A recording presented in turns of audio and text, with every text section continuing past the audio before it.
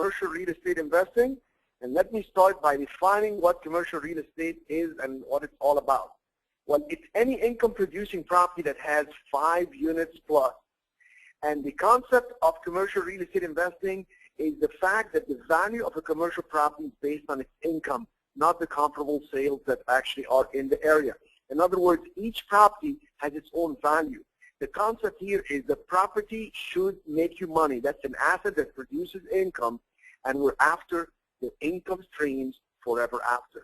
Unlike any other asset, you can own a business. Business assets are great and wonderful stuff, but usually sooner or later the business will die down or it has to be sold. When a property, you can own it, keep improving it, let it pump in millions of dollars in income through the years. Now, if I talk about the definition and the concept, I want to talk about the business model. If you start small using residential properties to convert their use and maybe take single unit commercial properties and add value, then assign or find a partner to partner up with him or her, or flip them, buy them and sell them, or buy them and hold them, that would be a great way to start. So I always talk about DCBA, meaning the definition, the concept, the business model, then the action to take. When I talk about action, I want you to understand there are 12 different types of commercial properties. Basically 12.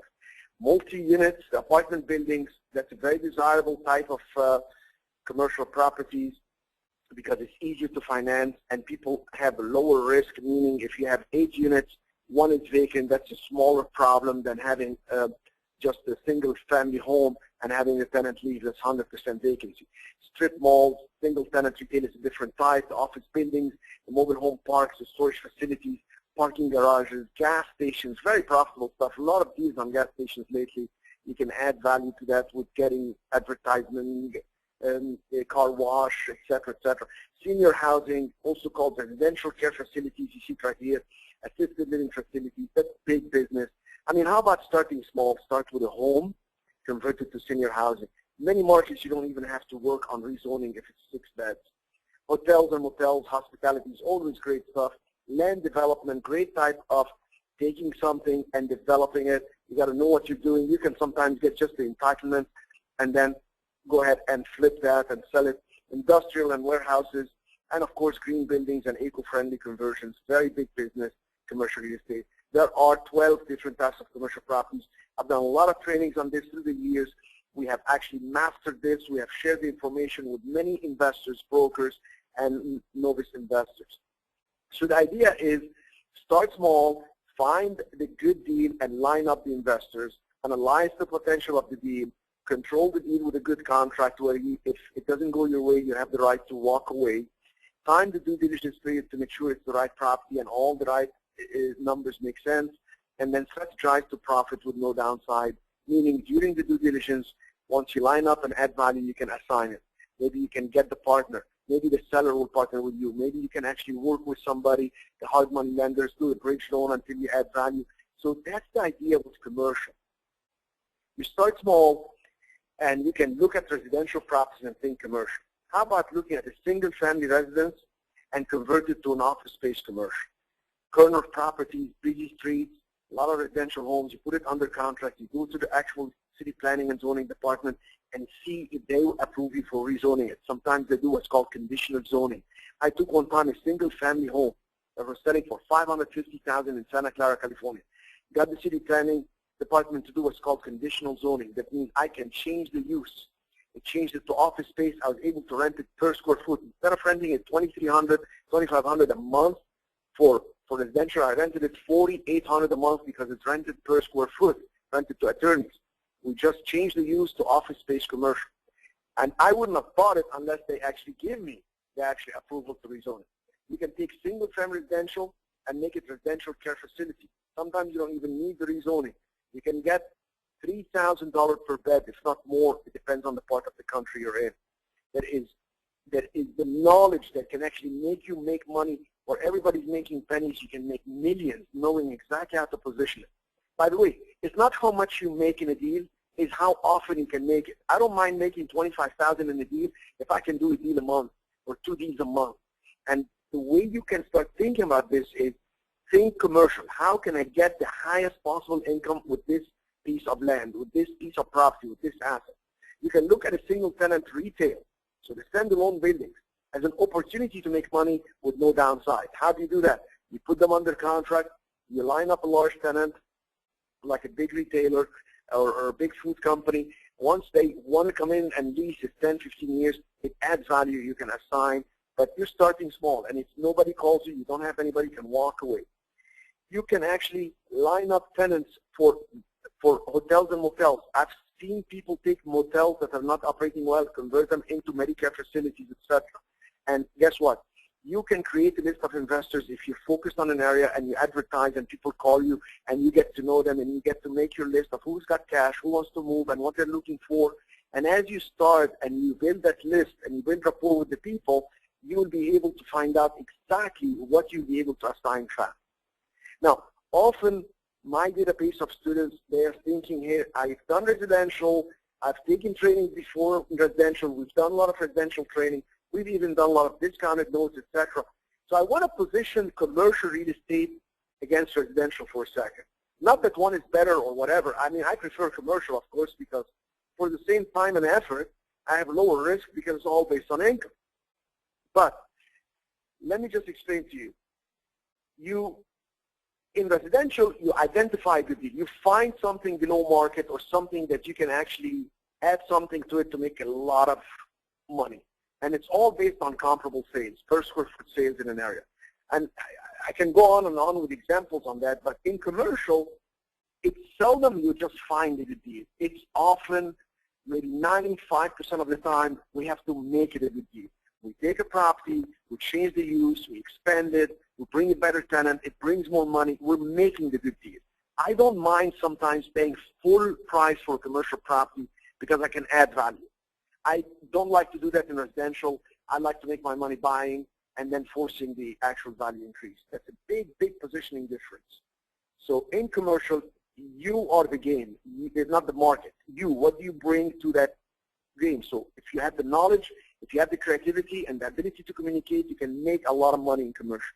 Now, how do you analyze the numbers on residential? You look at sales comps. Everything is based on comparable sales, comparable sales, comparable sales. In commercial real estate, everything is based on the rental income, the income the project produces, the cap rate, the capitalization rate. Meaning if somebody pays cash, so that's capital used, how much return they're going to get. Number three, in terms of residential versus commercial, you actually, in residential real estate, you put the property under contract and then you close. In commercial, you have a longer period of time for having it under contract with a due diligence period where you can change your mind. You can put it with an option to purchase where you can have more time, and you have access to the property to show it to tenants, to analyze what improvements you can make to it. Now, how do you time the process? Due diligence for price comps and resale on residential versus commercial, where your entire timing process is adding value through income. How can I add value to this property? Commercial, by getting more income. How do I get more income? Do I change the tenant? Do I add more tenants? Do I change the use? That's how you time the process of that due diligence. So you can assign it, or you can find a partner, or you can just go ahead and buy it because you added value. It's going to bring more income. So you strategize with residential, you rehab and resell. It's very short term. Commercial real estate, it's very long term. I like to think I'm going to keep this property forever. So I want to improve the cash flow. Then I want to try to refinance it if the banks allow me to do it, and I hold it long term. I want to talk about refinancing a commercial property. When I buy a property, commercial property that is, and I'm going to make some changes to it to add value, and it's going to bring more income, I go to the same lender and I say I'd like to refinance. If you're going to go to another lender, most likely you're going to pay points and prepayment penalties, and you're going to have issues. Going to the same lender and saying, look, I'd like to work with you again, look at how the income increased, can I get a credit line, can I refinance, and all this is a lot more doable and a lot more feasible and tolerable by the lender. Now, you can make money in a lot of ways with commercial real estate. You can assign the contract to an investor who's looking for that type of property or that type of thing, if you got a good deal lined up and added value. You can, if you can get the loan, you can maybe lease it. If you have, like I talk a lot about retail, storage facilities, warehouses. So You can get a master lease, by the way, on storage facilities and like strip malls, etc. But let's keep it simple. Let's say you have just a small single tenant retail, and you can buy it maybe for $500,000. But you don't have the down payment, you don't have the money, you don't want to partner with anybody. And you convince the seller that he can rent it to you for $4,000 a month. And you put it under contract to rent it for $4,000, but you find a tenant that would like to pay $6,000, so you can lease it for $4,000 and sublease it for $6,000. You will have a lease and sublease situation where you make a $2,000 positive cash flow. After a year of this positive cash flow, if you also were smart enough, like look at number 3 here where it says lease with an option to buy. If you're also having that lease and sublease with an option to buy, you can go to the bank and say, look, I'm paying a lease of $4,000, but I've subleased, I'm getting $6,000. Can I get a loan? You get a loan where the payment is $4,000, you have positive cash flow, bank is happy with the debt ratio, and you have already shown that there is a lease. If it's a good tenant and all this, you're able to make a lot of money with that commercial property without full down payments, without the process of a big loan from the get-go. You're just doing it with a lease and sublease. You can sell the lease to an owner. In other words, if you don't want to get an option to buy the property, you can just tell the owner, look, I'd like to get out. You have leased for me for $4,000. I've subleased it for $6,000. There's a difference here of $24,000 a year. It just, and the lease is for 10 years. You know what? Just go ahead and pay me $50,000 and I'll get out. What a great way for you to make some nice cash and move on to the second deal. Third deal, maybe start doing these for yourself. I always like people when they start, they can find like-minded people and they can find partners. The key point with partners is you got to get along with this partner, you got to add value to that person, they got to add value to you so you can grow together, and your relationship has to be beyond just money. Otherwise, it just gets very sour as soon as either you make a lot of money or you lose some money. So it's got to be you understand the long-term goal, and you're really willing to add value to each other and not be counting, okay, I did this, she did that, or he did this. So really having an understanding of how it's going to go. And put everything in writing. If you're going to partner with a family member, make sure you put things in writing. Nothing just like shake hands and all this. Is usually a lot of misunderstandings. Heck, there are misunderstandings even when you put things in writing because people misunderstand some words or some concepts, etc. The clearer you are in the beginning, the more you think of the exit and what can go wrong, the easier the partnership is going to be. Look, commercial real estate is about money, and there is nothing wrong with discussing all what can happen right from the get-go.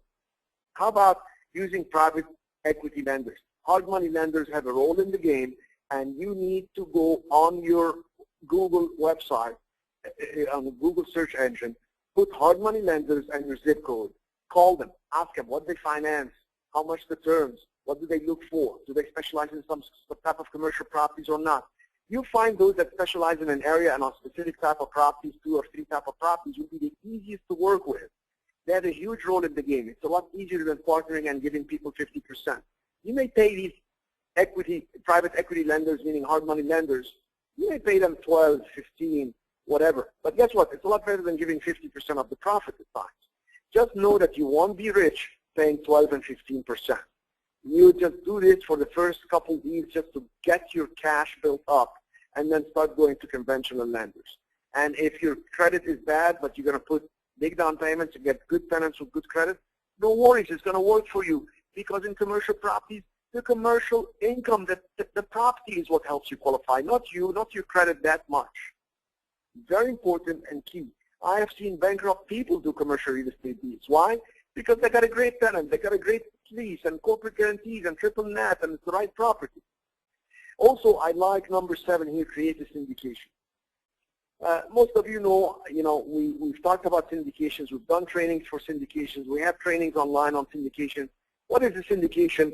It's grouping a bunch of investors with little money each person and creating a nice chunk of cash where you're able to go and buy property all cash so you can negotiate the best possible deal, or put a big cash down payment where banks can fight to get in and give you the loan, because then the loan is only 50% or 60%. Becoming a syndicator, becoming a fund manager and fund owner is a big deal. It's the way of the future. It's the best way for you to take down the biggest deals. But I can assure you, most people are not going to want to go with you if it's your first deal ever. So start small, assign, build a database of investors, then create a syndication once you know how to find good deals, and then you go to these investors and say, how about we go in together? And that's when you add value to the entire group, and you lead the way, and you have financial freedom within no time. I also like the best concept is I buy and increase income, then I refinance. The key thing for me is I want the original money I put in out. The sooner I can take it out, the faster I can go make another deal. But do not over-leverage yourself. Do not over-finance stuff. When do I refinance and take out? When I have a corporate guarantee from a tenant, like in a warehouse, in a big retail building. Or maybe I have a large apartment building where the units are rented at good competitive rent. It is good occupancy. The downside will still be good, and I don't over-leverage. I try to buy it, add value, refinance, improve the terms, and then actually take that money and keep it as cash reserves for opportunities, go hunt for other deals, and repeat the process. Now, commercial real estate, in my opinion, is the best type of investing. You can buy and sell commercial. You can assign them. You can keep them. My favorite is keeping them long-term. I like to flip residential and keep commercial. So I look at commercial like the concept of Warren Buffett, where he says, act as if you're going to own that stock forever. I act as if I'm going to own the property forever. I act like I will never be able to sell this property. Can I live with it?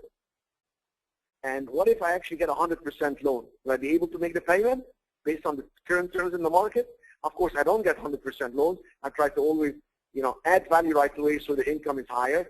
I try to put some down payments.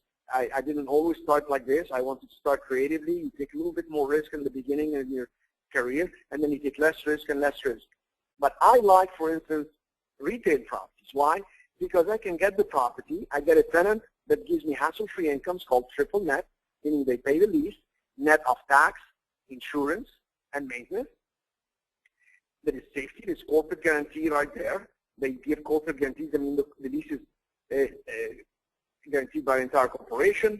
I have like a Subway or Jack in the Box. I get cash flow, so I can, because they pay higher lease payments. There is liquidity because it's easy. You can refinance them easy, get credit lines easy. The bank like them. It's freedom. Because long-term leases, I don't have to do much. I can able to move and enjoy life, do other deals, do whatever. Inflation-proof. Rentals have escalations. So usually when you write 10-year lease, you're able to make it happen. What happens if at the end of the 10th year, the market drops? Inflation alone will make you sign at least at the same amount of rent and maybe even a little less. But guess what? If there is inflation, the cost of money is lower, the money value is lower, so my debt, the payment itself seems a lot more doable, and I enjoy owning assets because inflation then works for me. The value of the building increases because replacement cost is higher. The actual rent increases kicks in even higher. So escalations are very doable, and they are standard in commercial leases that are negotiated in the beginning. Easy to bequeath. God forbid you die earlier than expected. You can pass them on to your kids, grandkids.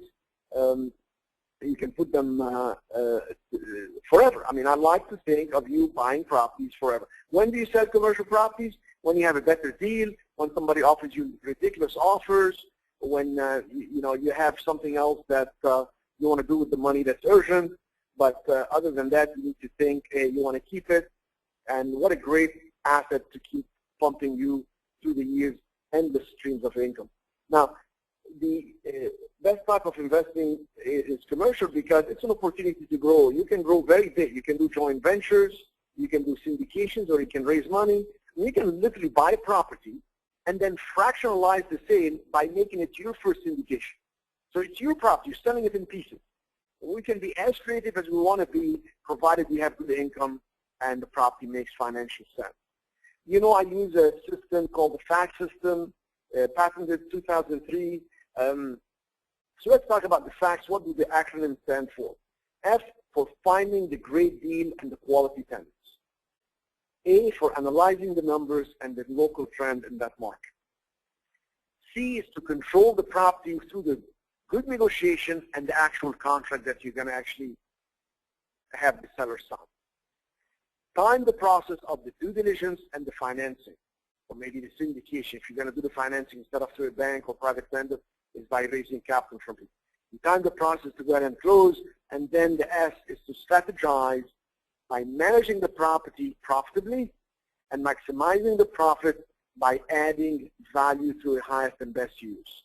This is very, very powerful. I've taken properties. You can look here. This is in Old San Juan, Puerto Rico, the street, literally own the street, property by property. I bought the properties, bought some of them empty, brought in tenants, refinanced, cashed out, bought another property, added a tenant, changed the use, took the upstairs, put it for rent as executive suites, put it for rent per night.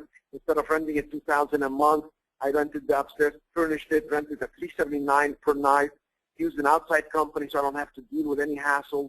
I can exchange it with any place in the world when you actually have something like this. It's just a phenomenal way to invest creatively.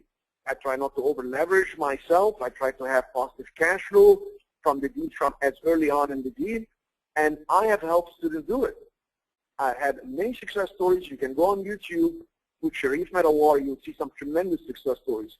And this one of my favorite success stories, Stephen Yu, you can see 7-Eleven back then. He was investing in residential home. He had rental income, waiting for the property to increase in value.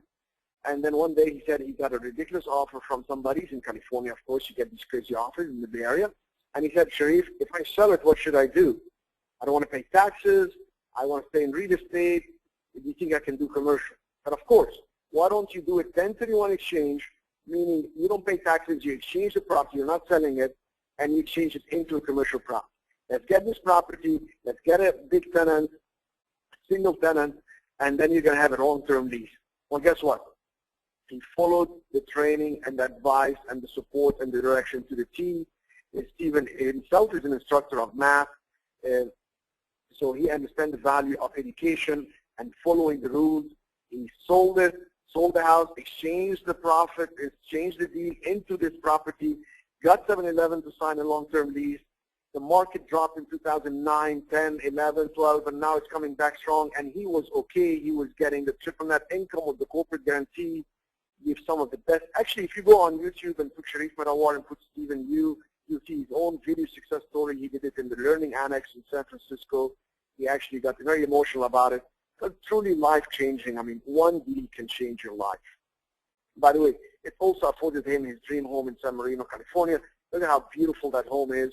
It is his nice home. I hope these bushes and these trees already grew. This is the picture we took it a couple of years ago. All right, so we did a training. I called it the Commercial Real Estate Roundtable Power Series. Why? Because we took 12 different types of commercial properties that I shared with you earlier, and we really went through it, which is how to find each property, all the possible websites you can imagine, how to analyze the numbers, how to analyze the trend, how to actually write the contract for each type, how to negotiate it, because you negotiate a land development different than a hotel deal, different than a strip mall, and we did all that type by type by type, and it was just phenomenal training. You know, I want to first glance over some of the benefits, and so you don't think I'm being just all positive. I want to talk about some of the disadvantages of some of these type of commercial properties. You see, you've got to understand it's important to know the pros and the cons. The biggest mistake you can make is buy a property you can't afford to handle, not afford financially. There is the assessment of effort. The best example of this is I remember in one of the classes I was teaching, this lady came to me, she said, Cherif, I'm so inspired by your teaching. I have some money, we sold some properties, we're sitting on a lot of cash. I'm going to go buy a bed and breakfast over right by the, I don't know what area in Northern California where there is an ocean view. Bed and breakfast with an ocean view. We can afford it. We have our eye on some nice property. I said, man, let me just explain to you what a bed and breakfast is. You are going to make breakfast to some strangers every single morning. Can you do that? Because he said, that's what you want to run it. You want to run it, right? She goes, oh my God, make breakfast to strangers? I don't even make a sandwich for my husband. I said, okay, well, you see, you will have to clean. You'll have to have staff. You'll have to, this is not some fantasy. You got to understand the reality. Maybe a single tenant retail will be better for her. Maybe a storage facility managed by a management company. You know, I've had people say to me, I want to buy an apartment building. And they buy an apartment building, next thing they know, they can afford the management company, and they're running it themselves, but they don't have the time, they get frustrated, and now they want to dump it. They end up losing in real estate. Yes, it does happen. People can lose in real estate if they don't know how to have an entry point, if they don't know the benefits and the disadvantages. It's only a fool thinks in terms of all positive stuff. So let's get started with some positive stuff and some negative stuff on all these types. Apartment buildings, for example. Let me glance through this very quickly. The benefits. Cheaper to acquire because they have income. So the income of the property helps you qualify. They're easier to finance because most lenders like them and understand. Easier to structure creative financing because most sellers are a bit more sophisticated. They can carry a note, they can do this, they can do an option, then you can have access, etc. Generally, good trend. Apartment buildings are a bit more resilient. I mean, look at the trend right now. Some people can't afford homes in some markets, so the rent goes up. Some people can afford homes, so guess what? You can take an apartment building, you can make it condos. So you can create a trend for yourself with apartment buildings if you're creative enough and understand what you're doing in your local market. It's lower risk because the more units, the better. I usually like 25 units plus. I've done 6 units before, but again, Sunnyvale, California, Silicon Valley, I've done Santa Clara. And you know what? I've had my share of challenges with that. We'll talk about the disadvantages, but it was a lower risk. Why? Easier to finance, right away, everybody understood. And when I wanted to turn around and sell it, I had multiple offers. The advantage is you can go month to month, you can do long-term leases. There is a potential immediate upside. I mean, I have had students that take an apartment building, they follow the checklist we give them, and they immediately cut expenses, immediately add some value by increasing rent and renting the other units, doing some rehab. Immediately within 30, 40 days, they're already increasing the income of the property, and there is an exponential return. If you increase by $1 in the bottom line, you can sell it $10 more to $16 more. It depends on the market. Steady income stream. Apartment buildings bring you income, income, income every month. Some people need shelter. Easier to resell, I'm telling you. I've never had a hard time reselling an apartment building. There is always somebody wanting an apartment building. Usually, entry-level apartment buildings, 25 units and less. By the way, an apartment building usually is 5 units plus. Less than that, it's a fourplex. It goes under residential lending. So apartment buildings, 5 units plus. Plenty of management companies that want to help you. Be careful how you sign the management company. Create an incentive for that. It's a very big advantage. Easy to find people to help. What are the disadvantages? There are a lot of amateur operators out there and first-time homeowners, and they think they're going to make it. They realize it's a nightmare. All it takes is one renter to tell you, I'm going to sue you. You have no right to knock on my door. Why are you calling me again? This is harassment. I mean, you know, a hiccup in the market, and you got a renter that becomes a feisty fighter. So if you're a first-time homeowner, get some good training, understand there are ways to do it right, get some coaching, some support, because even if you're going to put a management company, you better know how to manage the managers. Often properties have deferred maintenance. The biggest lie in apartment building transactions is the seller tells the new buyer, oh, it's nothing. We'll cost you that roof, that leak stuff. It's just patching and you're going to make it happen. Number 4, a lot of headaches with tenants. I mean, I can't say that enough. A lot of headaches with tenants. I don't like residential tenants because most of them in lower end residential can be a problem. So you have to set the rules, enforce the rules, don't make exceptions, be very careful. Number 5, there's a lot of liability and exposure. Kids play outside, and I had an apartment building where somebody moved out the refrigerator, and I got a code enforcement letter, and they said, you have 3 days to remove it or we'll charge you $500 a day. And guess what? I was out of town. So I was struggling calling so many companies, and it cost me a lot of money to move that stupid refrigerator, you know? So, excuse me. So a lot of competition in apartment buildings, so if the market gets tough and they drop the rent, you have to be competitive, you have to drop the rent, otherwise you're going to lose renters. Too many laws. There is the rental law, there is how you write the contract, there is how you talk to them, how to collect, what to do. So you got to make sure you follow the law of your state. It's capital intensive to keep them up. You constantly got to keep cash reserves. Biggest mistakes people make, they buy apartment building, run it to the ground, then they want to sell it and make money. Ain't going to make money like this. You didn't run it the right way, so you got to understand capital intensity. very big disadvantage with apartment buildings. It's not like a retail building where I buy it once, I put a tenant once, I turn around, I leave it, I got the tenant for 10 years, they maintain the building, they pay me triple net, etc. So disadvantage in apartment buildings is capital intensive. Many sellers have no profit and loss or any financials. I can't tell you how many mom and pops I have approached. I want to buy the building, and they want to give me this piece of paper. They say, well, here are my numbers. Trash is this, electric is that, I have so many years. It's like, what are the reasons? Do you have a profit and loss statement? Oh, no, we don't do that. This is mom and pop operation. Well, guess what? If you're running a syndication, or if you're getting a loan from the bank, it's not going to fly very easy. It's going to be very hard to finance these. And then there is always too much turnover. People sign for a 6-month lease. 3 months into it, they tell you, I want to leave. What are you going to do? Sue the guy? You got to constantly fight, constantly rehab. So it's a lot of turnover. It's not like the way I like it. I like longer term. But let's talk storage facilities, for instance. I like them. Let's talk about benefits. Easier to acquire. It has income. Easier to finance. Lenders like them. Recession-resistant business. It's been proven through the last recession here, 2009-10. Can be phased out by technology, and you always need storage facilities. Not expensive to build. Actually, they're some of the cheapest to build of all commercial. It's very inexpensive to maintain. Can be developed in undesirable locations where the land is cheaper, like near airports, railroads. Statistically, 60% of occupants live within 5-mile radius. How would you like that for a targeted area for marketing? Most customers find the facility because of outdoor signage. So it's pretty simple. Get one that has good access on the freeway and good signage, visibility, I mean. Potential immediate upside increase in value. You can change some use. You can expand some units. You can increase the ceiling, get some boards in there. Very easy to add value to it.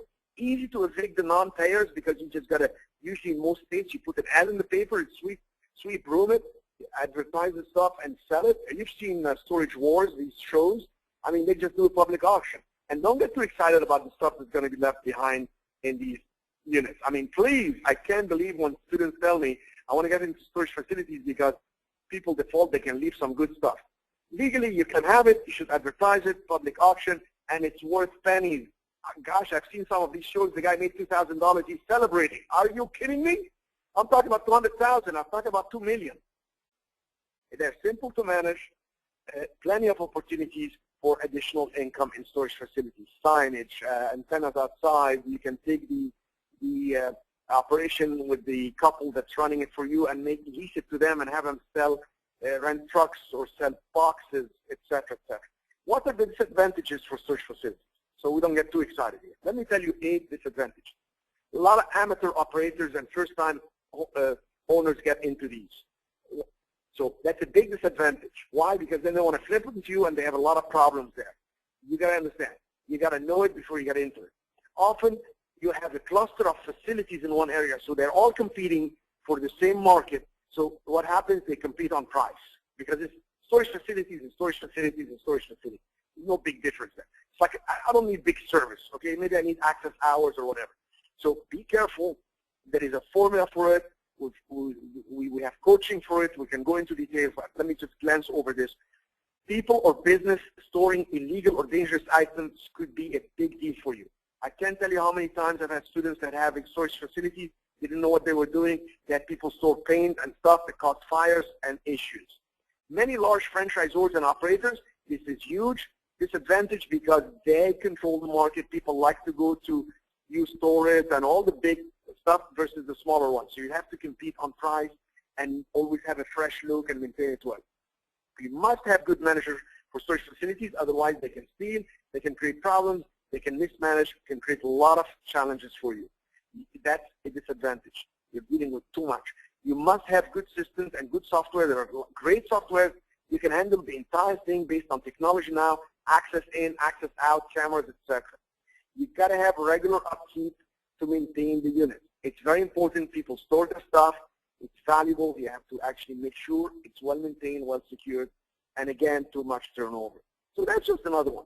Let's get into hospitality. I know I'm throwing a lot at you because I love this stuff. I hope I'm not overwhelming you. Just pay attention. Hospitality. Now, I love hotels and motels, one of my favorite type of commercial products. In many markets, if you choose the right market, it could be the best improvement on any land. Okay. What's so exciting? creative financing is very common. I mean, I can't tell you how many motel deals. Take an area like Anaheim, California. Almost 50% of the deals done in the last 3 years have seller carryback of some sort. You have lease with an option to buy for hospitality. Phenomenal stuff. I love hospitality because of the creativity between owners. Number 2, valuation is based on income. Huge benefit.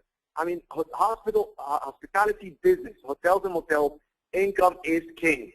It's average daily rate, ADR. It's average income. So you have rates at this, high rates, lower rates, walk-ins, you have corporate, and then you take the average and you have a multiplier. Okay. Clear cyclical pattern. You buy on the downtrend, you can sell on the uptrend, or refinance on the uptrend. Most flexible type of property. You can rent them nightly, you can rent them weekly, you can do extended stays. I mean, phenomenal type in terms of flexibility. You can easily convert them to other uses. You can do them medical facilities. You can use them for apartment buildings. You can change the use. It's very easy with most hospitality properties. You can easily get a brand name and management company. I tell you, you can get a good property in good location, talk to Hilton, and they're going to say this will fit the brand of residents of the Hilton Garden Inn. It fits the brand of Hampton Inns. We want you to spend some money and do this and that, and they can manage it. You sign a management company contract, and you're having it managed by some of the top management companies worldwide. Sheraton, Hilton, Marriott, all these big players. Potential immediate upside, increase in value. I know hotel business very well. I tell you, I can venture to say there isn't a hotel in this country I can go into unless I can increase its value. How do you open the reservation system? Where do you actually open the reservation channel? You got to learn that, and if you don't know it, you bring the professionals, the management companies, and you can have an immediate increase in value. Many added income opportunities. A lot of ancillary income. You can actually do so much. You can do weddings. You can have tents outside. You can do exhibition stuff in the parking. You can do exotic cars, shows. You can do inside the building. You can lease the facilities of food and beverage. You can do art shows in the meeting rooms. You can do weddings. You can put antennas on the roof. I can go through 100 opportunities, and we have done so in our trainings, as you see right here, the commercial real estate training. I mean, just brainstorm so many different ways by type of properties to add income opportunities. Many creative uses. You can split it into condo hotel, timeshare. Phenomenal opportunities. I can give you case studies on this and tell you how much money I made with this. A lot of experience. And when I managed hotels, I made the owners and the Hilton company a lot of money. Love that type of building. It's a lot of fun. Takes a lot of pride in it, and it's really exciting. You can syndicate and create a package with lifestyle benefits. I tell you something great about hospitality. You can start small with a motel, improve it, sell it, exchange into a bigger one, exchange into a bigger one. If you just like to own one property at a time, and now you've exchanged all the way to $1 billion, I'll show you some billion-dollar properties.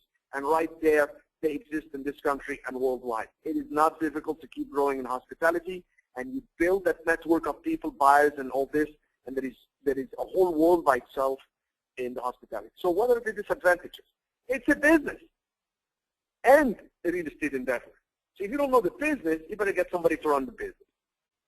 It's capital intensive to operate. It's one of the highest capital intensive to operate. I talked about expensive to operate apartment buildings. Let me tell you, it's nothing next to a hotel. You can have somebody have a party in the room, destroy the room, they left, and now you have to go chase them and charge them. They dispute the charge. But you know what? If you manage to try it, you can handle it. Nevertheless, capital intensive. You must watch out for deferred expenses. If you're going to buy a hospitality building, or you're going to buy a hotel or motel, excuse me, you've got to do a very good due diligence. You've got to really know what you're doing. And I'm going to tell you something. Number 4, disadvantage is very few investors know how to do proper due diligence. I have checklists on this.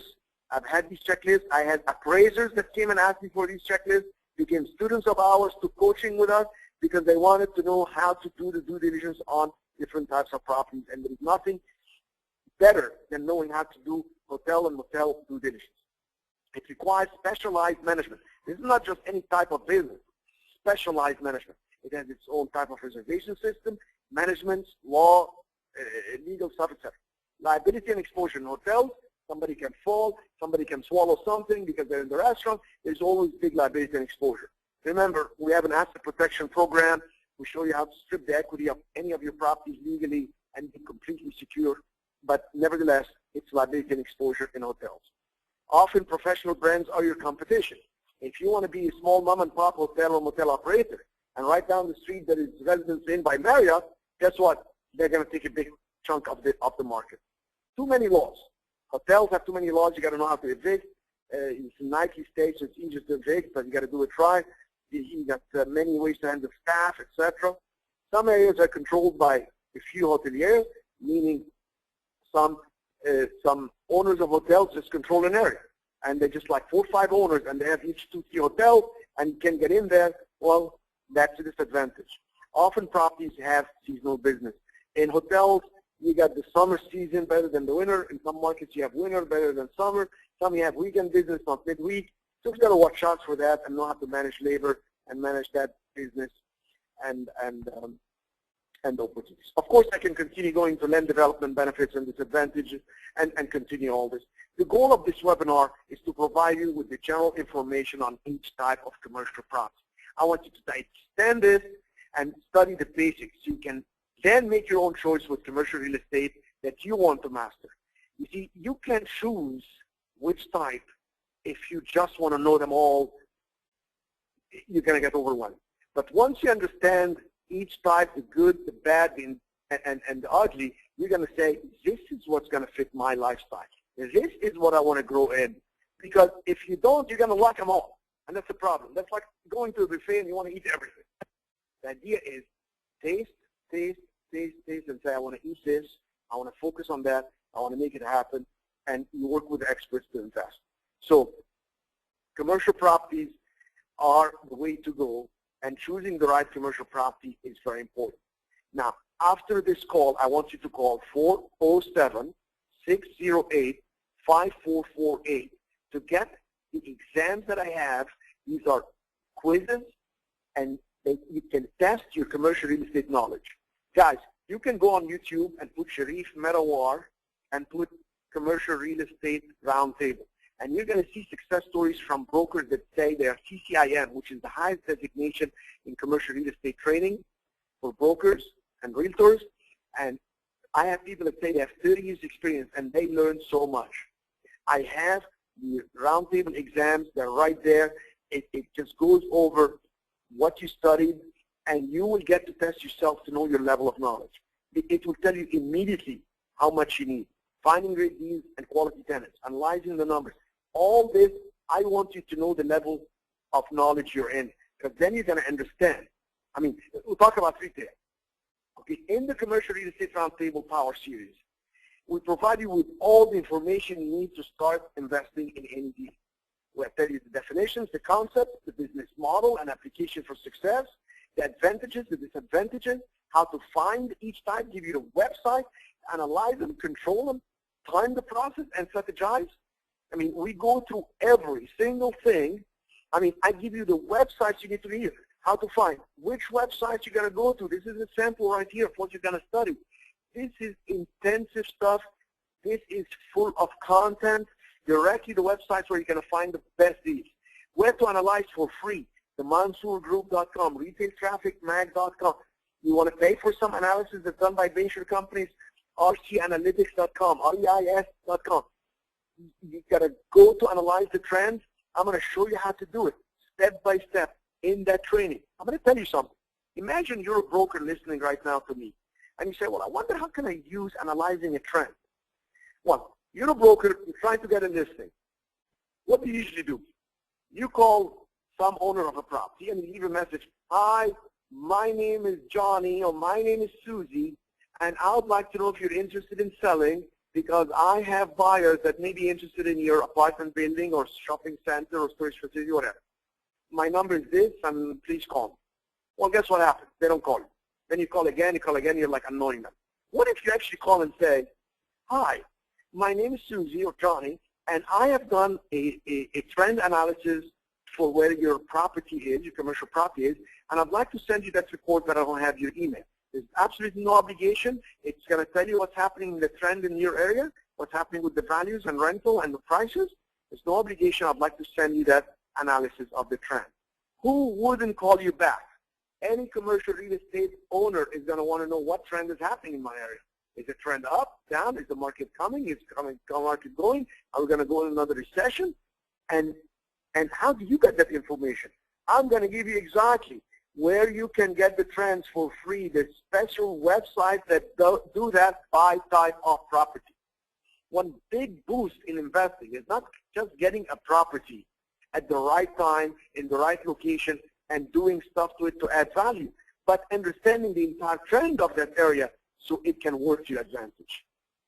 Office and medical buildings. Same stuff, I'll go through DCBA, definition.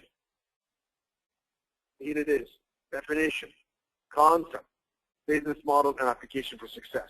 And I'll tell you where the website to find them, how to evaluate them, how to actually understand the trend of this gas station. Same stuff, website, everything you ever dreamed of. This is your last training if you have ever needed training. And if you pay attention to it, you will get the updates and you will have a system to invest, and you will know why I created the fax system and why we've had over 1,000 video success stories on the website and on the places like YouTube.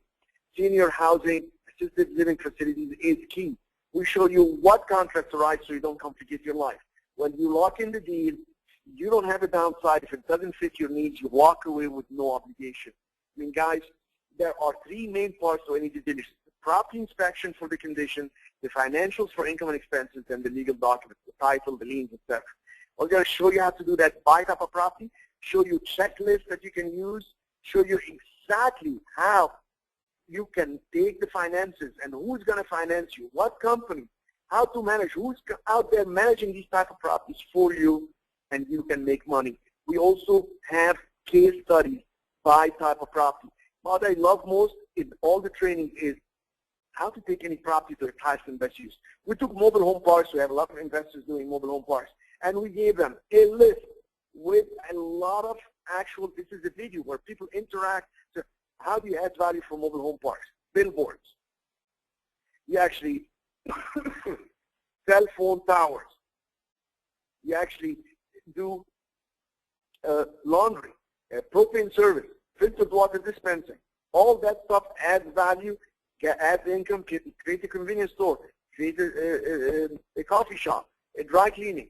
You can add RV and boat storage. You can have bait and tackle shop, recreational rentals, miscellaneous services like cable TV, amenities, create a gym, shuttle service. I mean, the list continues, but you got the idea. How do you take it to its highest and best use? You can maybe take your warehouse and industry, rezone, do on and on. I think you got the idea here of why we have 12 different types of commercial properties that we have actually worked hard to bring you the formula and the process that will make you money. If you're serious about investing in commercial real estate, guys, there is a system for it. This is not something you want to wing. This is something that you want to do step by step and be methodical about it. Test your commercial real estate knowledge in the real world. Call the office, understand what you're doing, and let me tell you what we do with the Power Series for the Commercial Real Estate Roundtable. It is designed for you and your success. This is #1 commercial course in the country. We've had people wanting to buy it from us, rebrand it, white label it, and I'm going to tell you something. I'm very proud of the work we've done, and I don't go for that. We continue. We created it. We control it. We have the copyrights for it, and it's a product that gives you 3 things. Step 1 is the education.